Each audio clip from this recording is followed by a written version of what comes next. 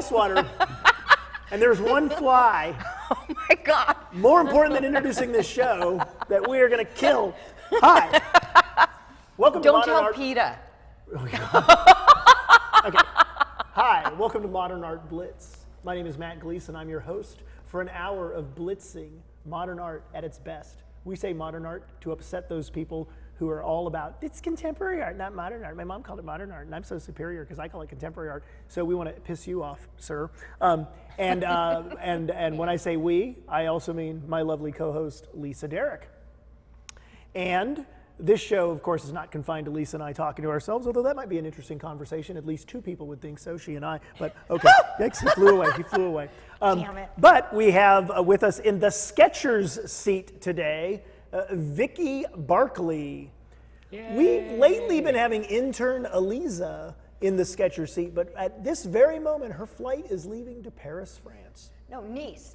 She's going to Nice. She's landing in Paris, and they're going to drive to Nice. Oh, they're driving to Nice?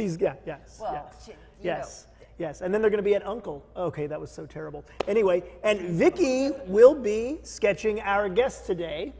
Our guest today is a legend of contemporary art, and that's why he's a guest on Modern Art Blitz.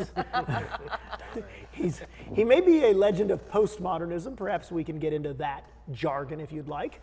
I could spend the hour reciting his resume, which is extensive, or I could introduce him and we could talk about his resume. Ladies and gentlemen. Oh, sorry. Ladies and gentlemen, Dan Cameron. Yeah, thank you. Dan, there's Dan. Dan. Hi, Dan. Hey, Matt. How you doing? Lisa. Hi. Now, I do want to point out that your shirt, which looks a wonderful gray, kind of, navy. Yeah, kind of gray and navy, is actually green, but we film on a green screen, and what you're looking at behind us is actually a shot from our gallery, Coagula Curatorial, at Ling's Market in Chinatown. Our sponsor, Ling's Market. If you want to buy beer or wine. Or soda. Excellent soda. Or fancy water from Italy in a glass bottle that makes your Uber driver think you're drinking vodka. Or, remember, we have red and also white wine. And sometimes rosé. And Prosecco, we have sparkling Prosecco right now. Isn't that white wine? But it's sparkling. Isn't all wine sparkling? No. I didn't. No. Hey man, I haven't had a drink in 23 years. I'm gonna pat myself on the back. Wine was never really your drink anyway. Wine was the only time wine was my drink was if we were at a club and it was your drink and you got up and I would just boom. Really? Yeah. You were? Oh no. I did not drink your drink. Okay, so the fly can live. Give me that. Okay. Wow. So there it goes. Without further ado, let's talk to Dan. Dan, you are an internationally renowned curator. Did you go to like curator school for this? How did you get your start as a curator? There were no curatorial schools. There were no curatorial schools? schools? No, I got my start from wanting to be a curator.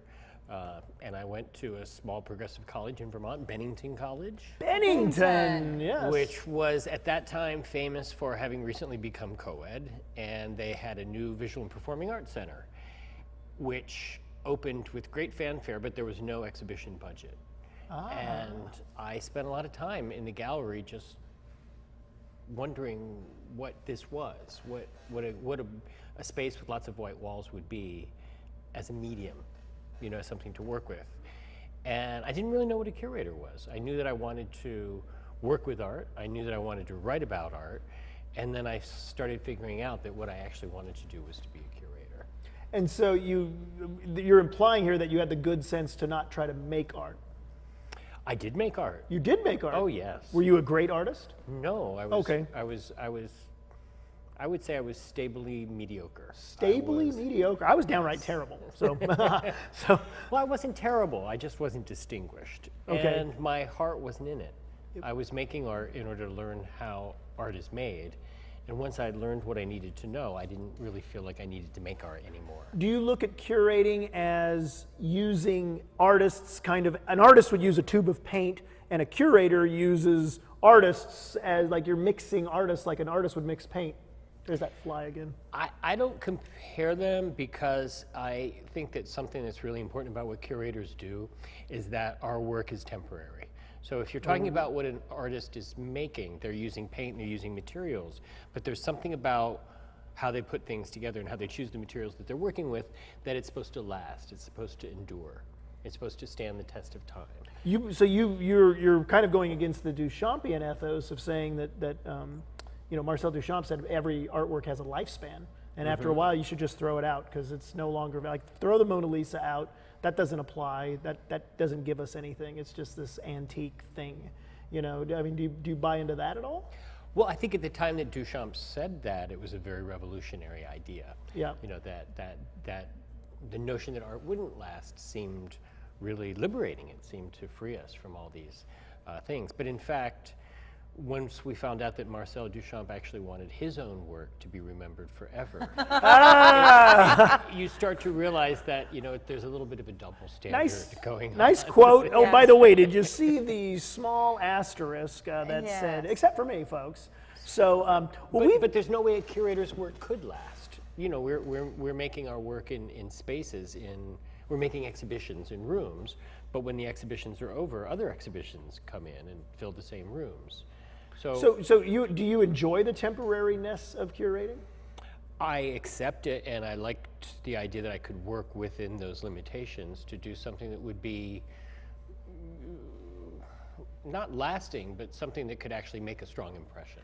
Is there any show you've ever curated that you wish to this day, if there could just be that room, let's say that museum had said, Dan, this is so good, this is it, we're going to keep it. There are many, many, many exhibitions I've really done. Many? Sure, where Great. I feel like certain rooms were perfect or certain passages were just so much better than I ever imagined they would be. I want to glue them in place. Just spray it with cement or something. When you curate,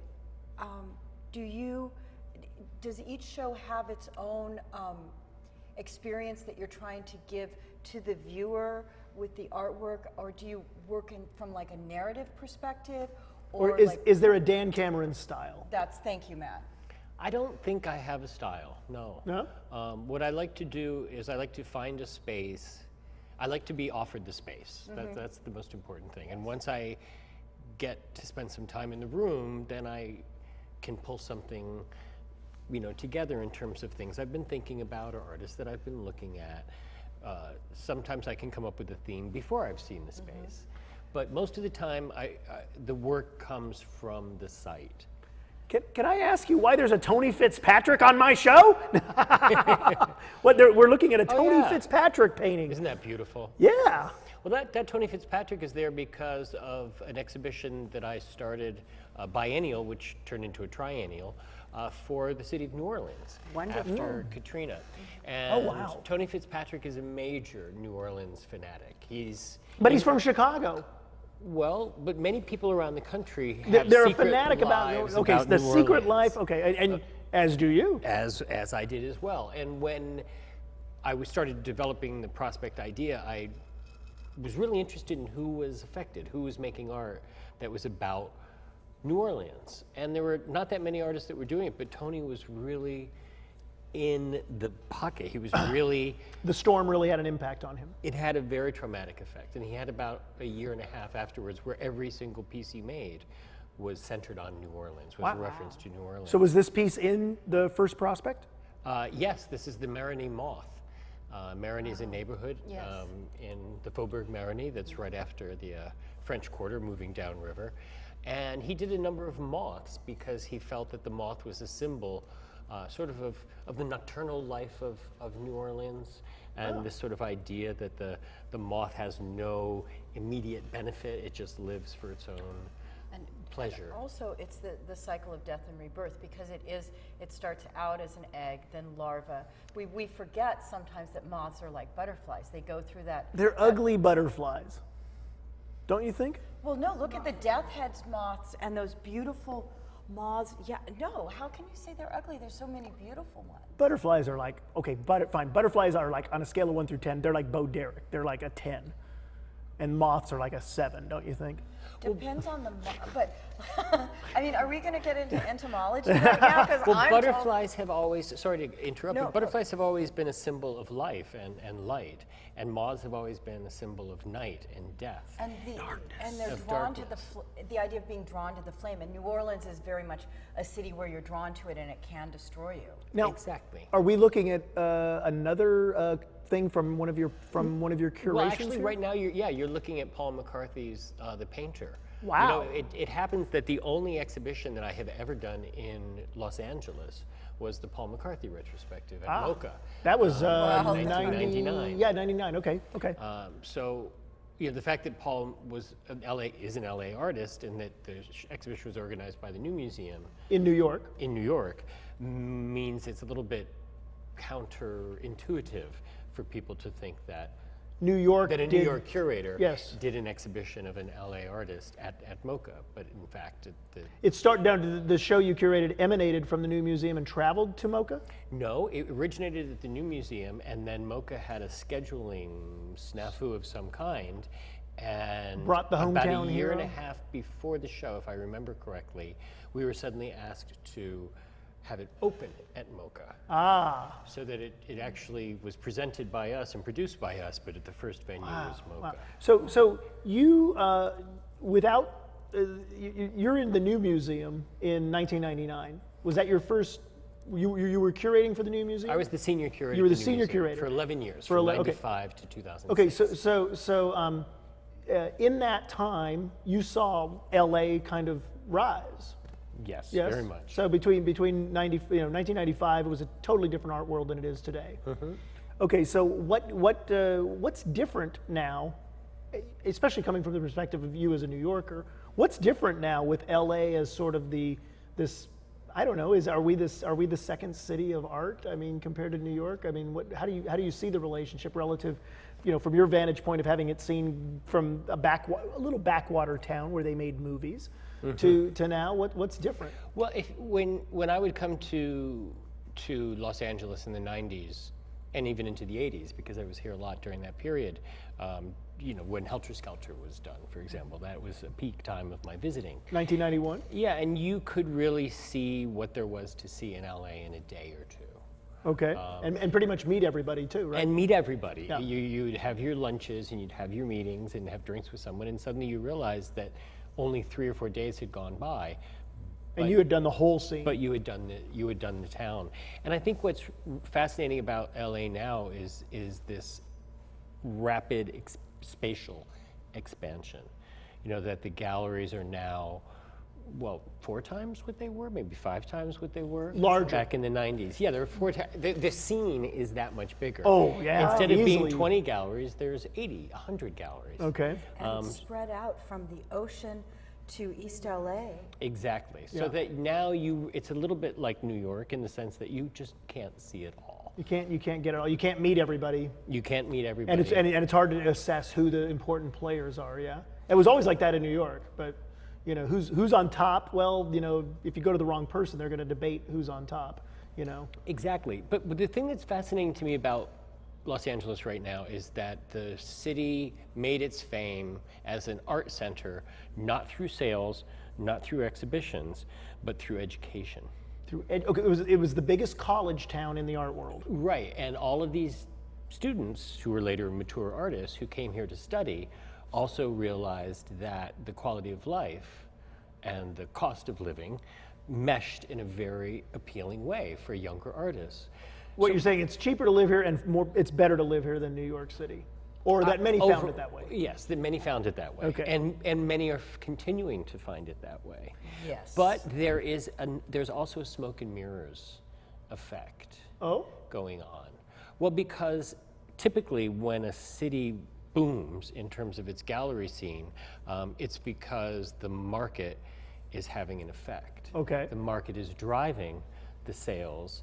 The sales drive the opening of the galleries. That isn't actually what's happening in Los Angeles right now. What's happening in Los Angeles now? Los Angeles is becoming the export capital of art. Explain that. Well, because of the attractiveness of LA for so many artists, what's actually going on is that Los Angeles artists have international careers now. Oh, yes. Whereas they didn't necessarily 20, 25 years ago. In fact, more and more Los Angeles artists depend disproportionately on sales either on the East Coast or in other countries. Yes. To support themselves. Oh, yeah. So when you have, let's say, a Hauser and Wirth opening up in Los Angeles, they're not opening up a Hauser, Wirth and Schimmel. They're not opening up to promote sales in Southern California. Explain that, because I understand the concept. I'm a little bit of an art world insider myself, but maybe people watching might not understand that, because you go to Hauser, Wirth and Schimmel and you'd think, oh, where the billionaires must be just walking all over this place, picking, with their shopping bags full of art. What's going on? Well, what's going on is there are sales taking place, but they don't have anything to do with Los Angeles. Really? They're not being sold to Hauser- people in LA, is what you're saying. Not so much. So I mean, the sales in LA are increasing, and they have been increasing steadily over the last few years. But you're also starting to see a squeeze where smaller and middle-sized galleries are not able to compete anymore, which is very much what's happening in New York as well. Oh, really? Yeah, so I thought it was paradise over there. Yeah, I know you thought that. Even though you decided. So you're having a kind of a 1% effect where mega galleries are getting bigger. The big box galleries are consuming more and more of the space around them and expanding their stables and monetizing their activities disproportionately to all the other galleries. So if sales aren't going on in LA, you think at the Hauser, Wirth and Schimmel, for example, it's a showroom and then somebody buys a painting from Hauser, Wirth and Schimmel in New York or Switzerland? Is that somehow London. Or London? Yeah, well, no, the point isn't the sales or where it's taking place. The point are the artists. The reason Hauser and Wirth and Schimmel is in Los Angeles is because of Paul McCarthy, because of Mike Kelly, because of the artists that they work with, who they need exclusivity of. And it's, it's no coincidence that within 6 months after Paul Schimmel joining Hauser and Wirth, the Mike Kelly estate moved. The Mike Kelly Foundation is now represented through Hauser, Wirth and Schimmel. From Gagosian to Hauser and Exactly. Wirth. That was. And maybe Larry said good riddance. Who knows? Well, I mean but that was job well done. That was job number one, to deliver the art to the gallery. I can get you that. So that these galleries are protecting their interests in their artists. Yes. That's really what's happening. So think of LA as Berlin. Like it's Berlin with palm trees and beautiful weather, but Berlin, people make art there and they send it to other places. There's not a lot of sales in Berlin, but there's a lot of great coffee shops to hang out and talk theory with. Yeah. And fantastic artists who have state-subsidized studios and a wonderful situation. None of that here now. There are some artists that do have gallery subsidies. Of course. Yes. Well, those were the days. What are we looking at here? Oh, right now we're looking at Peter Saul. My first exhibition for ACMA was three or 4 years before I went to work for them. Yeah. I did a Peter Saul exhibition. ACMA is the Orange County Museum of Art. Now that's you were the head chief curator. You were the chief curator there. And interim director. And you're interim director. You're no longer associated with no affiliation whatsoever. And so you are right now though working on. You are curating still right now. You're unaligned, let's say. Yeah, I'm pre-retired, if that's what you mean. You're a free agent. I'm an independent curator. Gun for hire. Yes, and it seems that in my career I've always been happiest when I'm doing that. Oh, really? So 'cause you've had some big positions. You actually prefer to be just hanging out, almost like an entrepreneur. A free agent. A free agent. Someone, gun for hire is actually the best way to describe it. I like it because I'm a better boss than any of the bosses I've ever had. I treat myself better. And do you have a staff that works with you, or do you do all the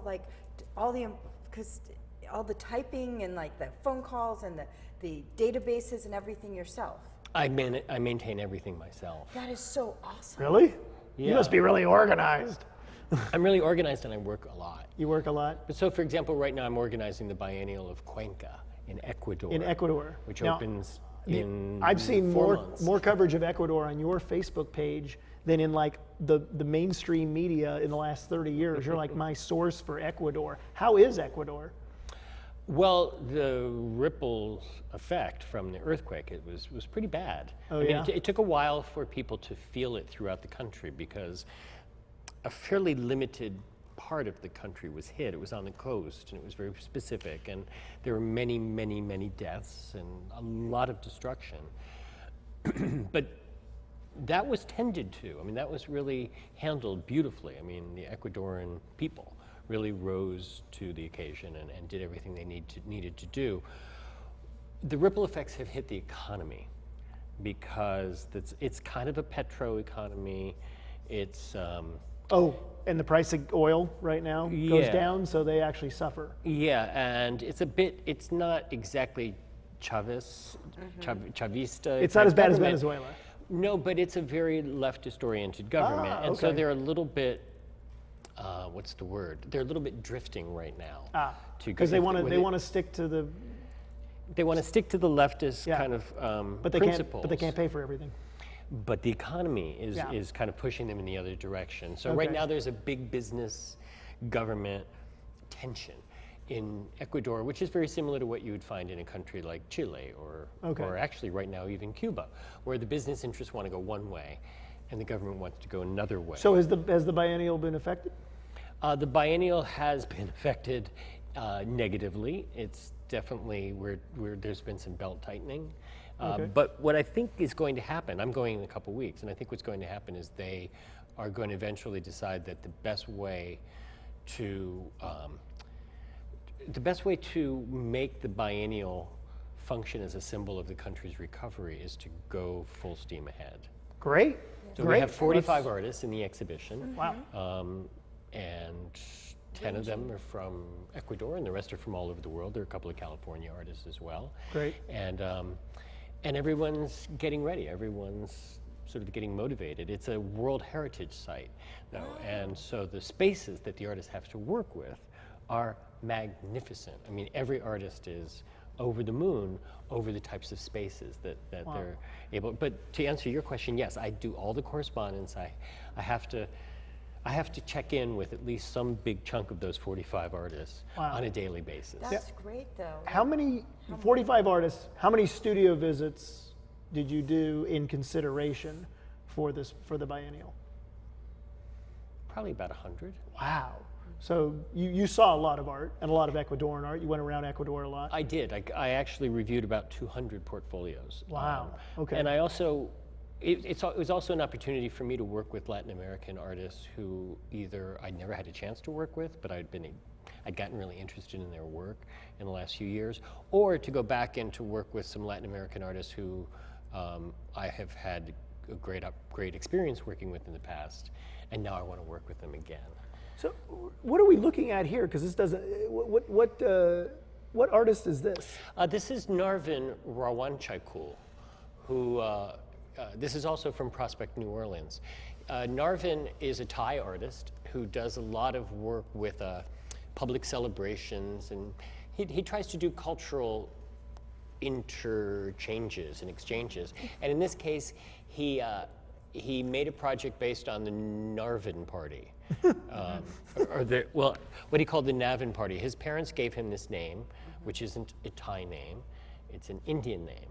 And so he's always trying to find other people named Navin who don't like their names. And then when he can find them, he celebrates them. So in the Shanghai Biennial, he found a taxi driver named Navin Cho and gave him a really big celebration, and even did Navin Cho's little red book of sayings. So after Katrina, it was learned that Narvin Kimball, who was the banjo player for the Preservation Hall Jazz Band, had evacuated to Augusta, Georgia, and then died there a few months later. And he never had a jazz funeral, which was because of the storm and wiped everything. And everything else. And Navin read an obituary for Narvin in which the R in Narvin was omitted because spell check, no one knows what Narvin or Navin is. And he said, "Look, I found it. I found my subject." So the whole project became an effort by Navin to host the jazz funeral for Narvin. And to restore his R. and to restore his art. So these are done like Thai movie posters. Yes. Oh, They're great. like hand-painted Great. marquee posters, and they celebrate the life of Narvin Kimball. Let's talk about Prospect New Orleans more, because Sure. in your career, would you say that's the thing you did? Like that's, I mean, you've done a lot, but is that the thing that maybe if we had to sum you up, the number one thing you did, is that it? That's a funny way of putting it, I suppose, but Is that, you know, if you introduce yourself to somebody who's got a little foggy memory about the art world, are you going to say, I'm the guy who did? I'm the guy who did Prospect. That's It's a calling card. It certainly is a Okay. way that people know what I did. and the first, now there's been more than one, correct? Yeah, I started the organization, and I launched it and ran it, and then organized the first 2 editions of the biennial. So there was Prospect New Orleans, Well, there's Prospect 1, Prospect 1. and then there was a little filler when we learned that we weren't going to have money to do the second one on time. Okay. We did something called Prospect 1.5, Okay. Awesome. and then we did Prospect 2. Okay. And what year was Prospect 1? Prospect 1 was at the end of 2008. 2008. So it opened just as the world economy crashed, and crashing down around our ears. I'd like to say, from my perspective, that Prospect that you designed was one of those big international events that actually had a conscience in an art world that is pretty much glutted with, amoral market activity when anything is done at scale.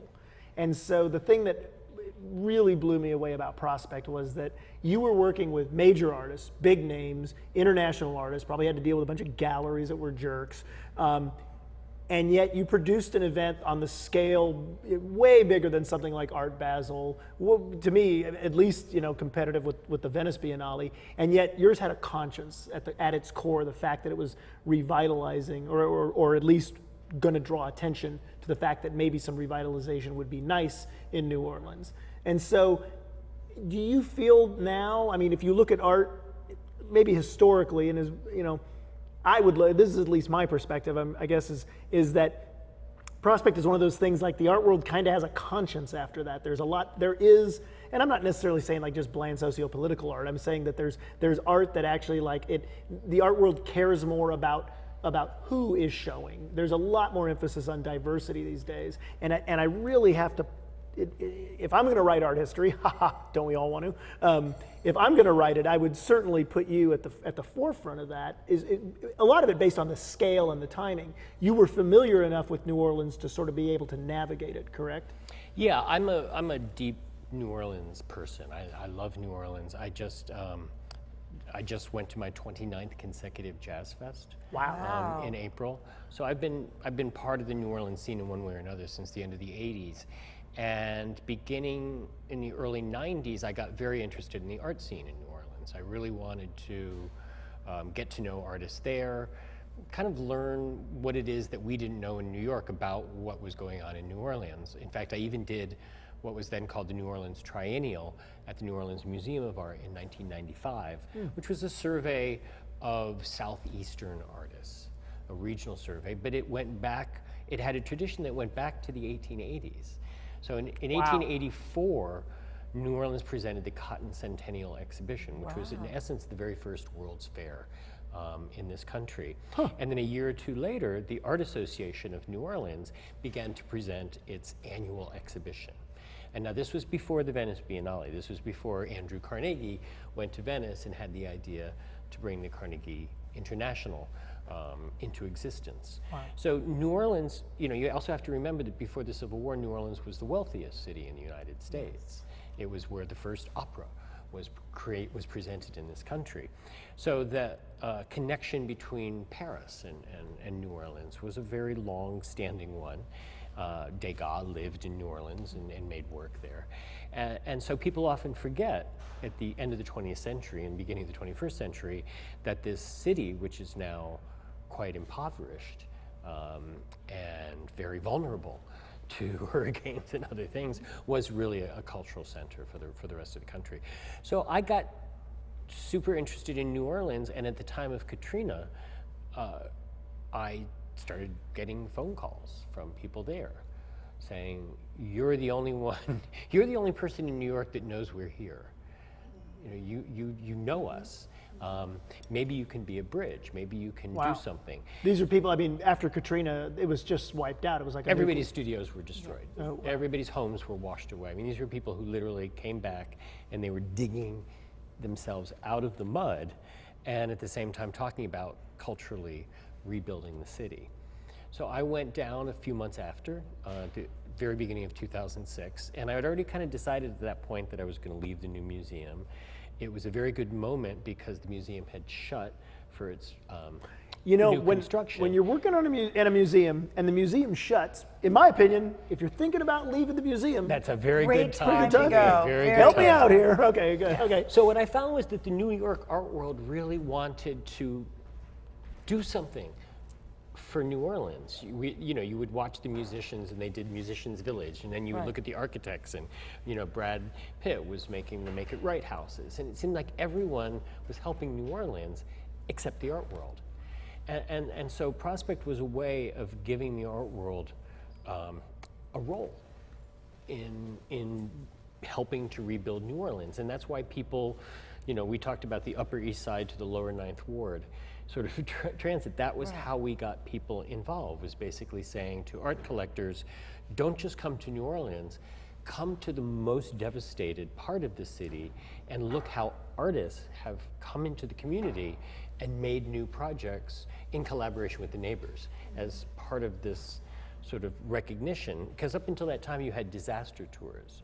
You had gray line buses that would come through, the windows would roll down, people's camera lenses would go out the window, and then if local residents started to approach the bus, it was like Night of the Living Dead. They would shut the windows, gas it up, and drive away. And our idea was, no, we want the artists to work with the community, and we want the visitors to mesh with the community when they get to town. So what was really fortunate was that the folks from the Upper East Side went to parts of New Orleans that their counterparts in New Orleans, the uptown collecting circuit in New Orleans, had never been to in their lives. Wow. These are people that wouldn't go to the Lower Ninth Ward. It was never on their map. It was part of their circuit. So what Prospect did was created a humanitarian vision for the first real American biennial, American International Biennial.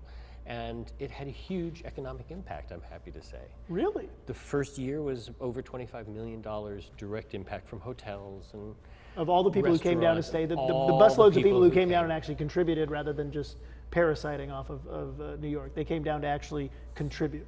People came, they stayed, they came back, they bought art, they went to the co-ops, because at that time most of the younger artists were showing at co-op galleries. And it was really moving to see how active the New York art world was in responding to New Orleans, using Prospect as the medium, as the vehicle for doing that. How was it dealing with the legendary bureaucracy of the city of New Orleans? How were you able to move through that, shall we say, to actually put on an event like Prospect? Well, for the first couple of years after the storm, the city was really traumatized. It was really in bad shape. This, by the way, is a Fred Tomaselli painting called Hangover. And it's based on the motif of the Mardi Gras trees. Okay. Where after Mardi Gras, you have the trees that are covered with beads that have been thrown along the parade routes. I love Fred. And and he had made a whole body of work about New Orleans without anyone knowing that that was what it was about. It was very odd, So did you find it easy in 2008 when you started this, because the city was still in a state of shock, for you to come in and go, we'd like this, this, and this, and they were just like, yes? Or yes, because what I had to, so for the first half of 2006, I had to work through certain scenarios and learn that they weren't going to fly. One of my ideas had been to start a company in New Orleans, start a not-for-profit, base it in New Orleans, raise the money, and then present the biennial that way. And I figured out very quickly that that would be carpetbagging. Oh. Yeah. Because the organizations that were already existing were trying to raise money. Okay. And they were already local, and they preceded us. Right. So that wasn't going to fly. So immediately we had to say, okay, what's the next alternative? Well, start the company in New York, raise all the money outside the state of Louisiana. And and bring the biennial to the city. okay. The other thing we had to do was ask every presenting institution in the city to coordinate their opening with us.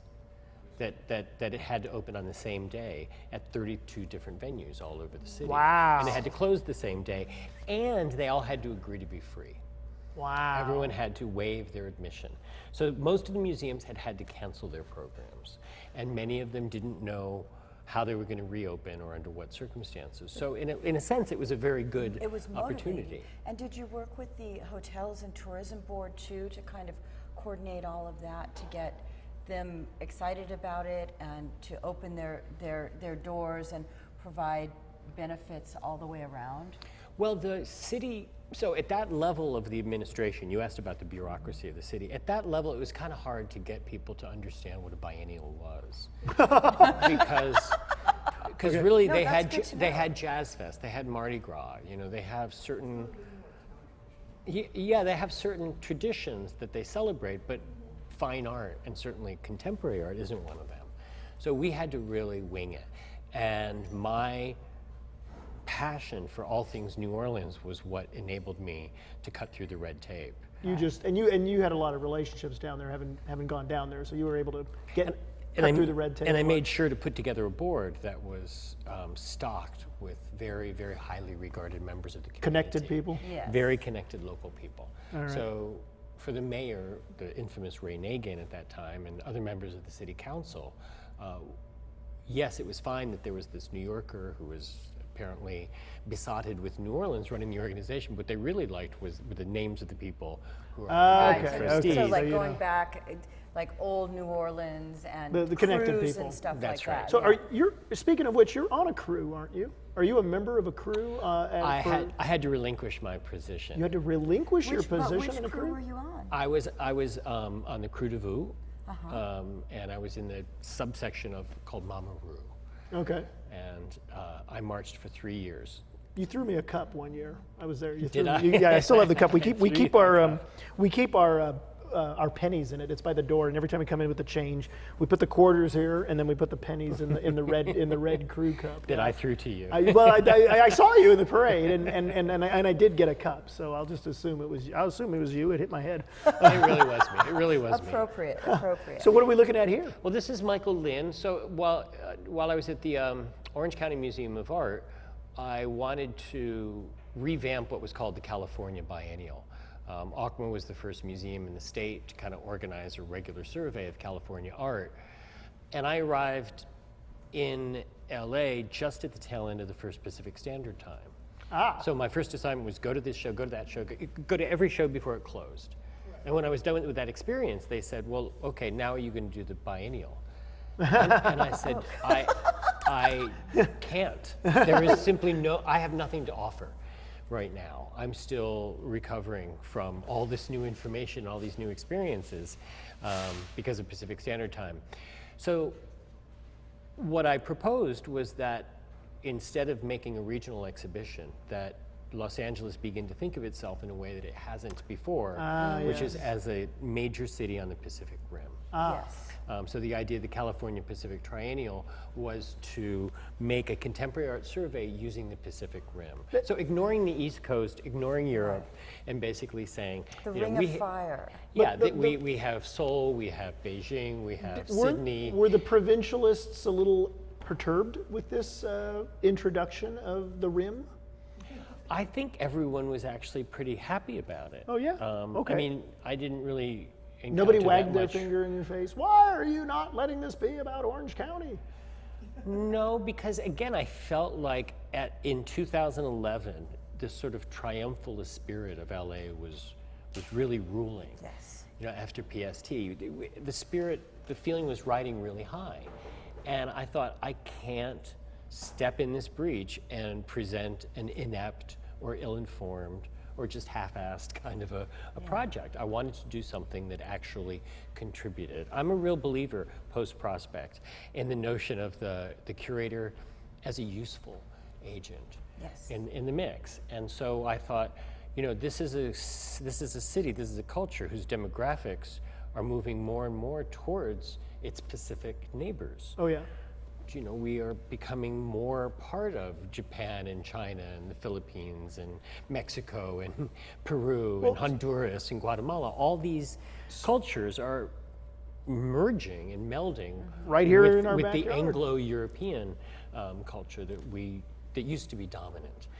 And so I thought, well, let's prepare for the future. You know, let's get ready for who we're going to be 50 years from now. Now, maybe this was a predecessor to, or maybe the idea formed independently, but there is a Pacific Standard Time coming up in 2 years or 1 year? 2017. 2017. 2017. It's coming up very soon. Very September. Yes, Lala. Set your clocks. A year right. from this September. If you're watching us archived on YouTube.com, you may be watching it while it's happening. And I'm organizing one of those exhibitions. You are as well. okay. You are now organizing an exhibition. Where's it going to be? At the Palm Springs Art Museum. Palm Springs Art Museum. And what is your exhibition going to be? My exhibition is called Kinesthesia. Kinesthesia. Now, Pacific Standard Time 2017 is going to have an emphasis on Latin America. That's right. What does kinesthesia and Palm Springs have to do with Latin America? Well, because something that I discovered, and it was really serendipitous, but I stumbled on an exhibition about 4 years ago about Argentine kinetic art of the 60s that was in Buenos Aires. And I walked into the show knowing one artist out of 20, Julio Laparque, who everybody pretty much knows, and was exposed for the first time in my life to an amazing generation of artists, most of whom were completely unknown to me. And I'm someone who's actually been involved in Argentine art over the years. So it was kind of shocking to me, A, that it was so good, and B, that these artists were unknown. So I went to the Getty when they did their call for proposals, and I said, I would like to investigate as to whether or not throughout the 60s and maybe into the late 50s, this happened everywhere. Like, was there in fact a kinetic art movement throughout Latin America? Which is it, maybe the art influenced, everybody saw the art, or they were all just working on it at the same time in their independent minds? Well, that's what I found out. That's Wow. what I had to learn. So the idea was, did Brazil have a kinetic art movement? Did Chile have a kinetic art movement? Did Cuba? Did Venezuela? And eventually I learned that the reason not much was known about this generation, even though Latin American artists were at the forefront of the development of kinetic art, was that half of them were living in Paris. Oh, wow. Wow. Oh, so they were probably influenced a lot by the mobiles of Calder. Well, everyone was and the influenced Du- by and Calder. the Calder's, Duchampian- Calder's greatest work is in Caracas. Oh my It's God. called the University City, and it's his largest piece. And in Venezuela, kinetic art is directly related to architecture. It comes out of a series of experiments that Villanueva, who's the architect for the University City, did with Victor Vasarely, Jesus Soto, trying to think who else, Fernand Léger, Alexander Calder. They all made very ambitious new pieces for the University City at the end of the 40s and the beginning of the 50s. Wow. So some of these artists then went to Paris and became part of this nascent movement called kinetic art. The reason they weren't recognized as Latin American artists, as in terms of pioneers, was because no one in Paris, They were all Parisians. yeah, no one cared that they were from Latin America. Whereas back in Latin America, people thought it was very important Okay. that these artists were in fact Argentine or Chilean. Badge of honor in Venezuelan. one place, not important in the other Right, place. so the exhibition surveys kinetic art from Latin America from 1954, when Soto made his very first moving mobiles, to 1969, when basically everybody was making kinetic art. So in addition to working on PST, tell us about the Istanbul Triennial or Biennial? Biennial, Biennial. You worked on the Istanbul Biennial. When? 2003. 2003. Was that? I mean, that's a big shot on the international circuit. It is. now. It was fantastic. fantastic. And it was project. then. Yeah. It was. Yes. Oh yeah. Okay. So and it still is, but it's I mean it was But this probably was the first Istanbul Biennial post 9/11. ooh And I was the first American curator ever. ooh And it was the year we invaded Iraq, which shares a very long border with Turkey. oh fun. They really set you up. Well, and I responded because Yeah. I made a very political project. It was Wow. called Poetic Justice. Oh, nice. And it was really about sort of how the foreign policy of the United States was setting up the Middle East for failure because of this idea of absolute justice that was being imposed by Bush at that time. Hey, you kind of predicted it all then, right? If you were paying close attention, it was obvious that it was all falling apart. When they bombed the United Nations mission and killed, I don't remember his name now, but they killed the head of the refugees. That was August of 2003, and we opened 6 weeks later. And it was obvious that it was turning into a complete shitstorm. Wow. And not only that, but 95% of the Turkish public was against the war pre-invasion, and those numbers only went up after the invasion. And I thought it was really important that as a, I hate this term, but as a public intellectual from the United States, it was very important for me to present the face of an American who was opposed to US policy and was opposed in a way where I wasn't nervous about asking artists to be part of, not a sense of resistance, but a sense of critical reception towards the propaganda that we were being fed at that time to support the war. Well, history is certainly bore out what you accomplished there then, yeah?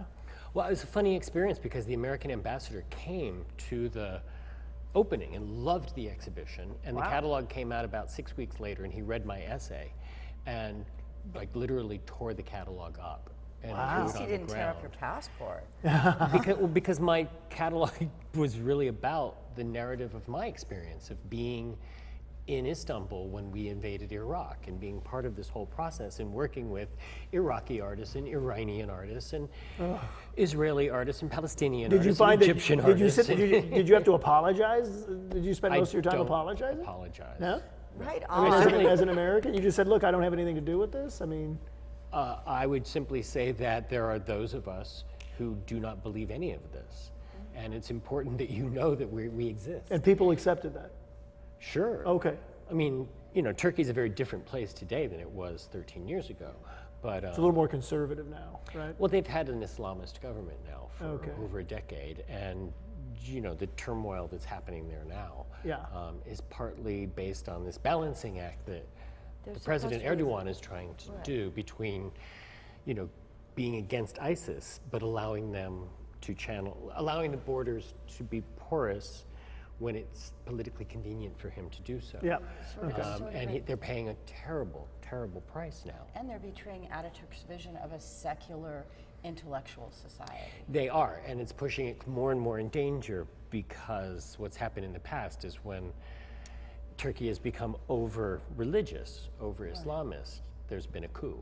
Yes. So our time's flying by. And this is Jennifer Steinkamp. And so Jennifer made this piece in the Roman cisterns underneath the city of Istanbul. Right, with the Justinian fountains with those beautiful heads. Well, it has one, it's Medusa upside down. Right, exactly. Yeah, the Wow. Medusa I've head. been there, yes, it's gorgeous. And I had been a big Steinkamp fan for a while, and she is a great artist to collaborate with. And so she was one of the first American artists to come and choose a site. And we just walked around, we went to the cistern, and I told her a little bit about other things that I had seen in this space with Great William Kentridge installation. And she saw the Medusa head and she said, you know, I have this idea for trees and their branches and their leaves are moving like the snakes on Medusa's head. Wow. And that's what I want. That's my vision. If you give me the space, I will deliver. How do you turn that down? I was just like, Jennifer, it's yours. Don't let anybody take it away from you. With 2 minutes left, I mean, we've given a good little discussion of all the things you've done. Did I miss anything that you've done that was like you want to mention? That like what's Dan Cameron done? Well, I just did an exhibition last month a week and a half ago, or a month and a half ago in New York that I was very happy about, called When Jackie Met Ethel. About Jackie Curtis and Ethel Eichelberger, who were two avant-garde playwrights who were also transgender pioneers in New York and who were important muses for the artists of their time. And so I was approached by a space called Howl, based on the Allen Ginsberg poem, to make an exhibition dealing with the cultural legacy of the Lower East Side. And so I presented my first theater-based exhibition in New York in May. And it was really interesting to suddenly be stepping back into art history again, but through a weird side door. And something that's so timely right now as well. Very much so. I mean, I think the influence of both Jackie Curtis and Ethel Eichelberger have been huge, but their vision artistically was always, I think, slighted because they were exotic. Yeah. They were so exotic for their time, that people couldn't really believe that they were these extravagant creatures, but they were also literary geniuses. Wow. And so that was kind of the goal of my exhibition, to present them as true visionaries, as well as amazing pioneers in terms of thinking of gender identity. Wow. We could gab all day. I mean, everything you say, it's like you've been there, done that, curated the shows, bought the t-shirt, sold it at a yard sale. Dan Cameron, legendary art world curator extraordinaire, now a resident of Long Beach. I'm a resident of Long Beach. Long Beach, California. And from the Skechers seat, we have, can we get a close-up of Dan? There. That's Dan 1. Me. Where's Dan 2? Wait, there's Dan 2. Wow. Oh, with the Navin, with the Navin Navin to Narvin. Navin to Narvin. There you go. Whoop, up we go. All right. In the Skechers seat, Vicky Barkley. I have to thank, big thanks to our guest, Dan Cameron. Thanks for being on Modern Art Blitz. Thank you. And of course, my lovely co-host, Lisa Derrick. I'm Mat Gleason. I am the host of Modern Art Blitz. We air live at 5 every Sunday afternoon, 5 p.m. Pacific time on dronebox.com. We are archived at dronebox.com and on youtube.com at modernartblitz.com. It's a website. Until next week, I don't have a tagline. But I have a fly swatter.